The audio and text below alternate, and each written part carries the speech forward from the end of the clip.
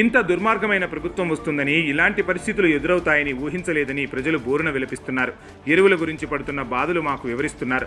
రైతులు తెలంగాణ వ్యాప్తంగా కాంగ్రెస్ ప్రభుత్వాన్ని తిట్టిపోస్తున్నారు, శాపనార్థాలు పెడుతున్నారు. అయినా ప్రభుత్వానికి చెవి మీద పేను పారినట్లు కూడా కానరావడం లేదు. రైతుల ఆగ్రహం కనిపించడం లేదు. రైతుల గోస వినే ఓపిక ప్రభుత్వ పెద్దలకు లేదు. రైతుల ఆవేదనను పట్టించుకునే నాదుడే కరువయ్యాడు. దున్నపోతు మీద వానపడ్డట్టే ప్రభుత్వం ఉంది.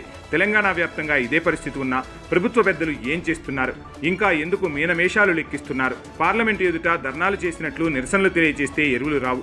ప్రభుత్వం చొరవ తీసుకుంటే తప్ప ఎరువులు రావన్న కనీస సోయి కూడా కాంగ్రెస్ నాయకులకు లేదు. ఇంతకాలం ఏం చేసినట్టు? గుడ్డి గుర్రాల పండ్లుతో మేరా? ఇప్పుడు పరిస్థితి తీవ్రమైన తరువాత మేలుకున్నారా? ఇప్పుడు నిరసనలు తెలియజేస్తే వచ్చేస్తాయా?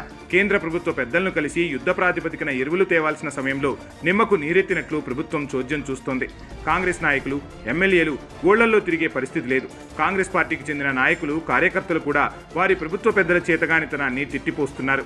ఉమ్మడి రాష్ట్రంలో ఎలాంటి దుర్మార్గమైన పరిస్థితులు ఉండినో మళ్లీ అవే పాత రోజులు తెచ్చింది కాంగ్రెస్ ప్రభుత్వం.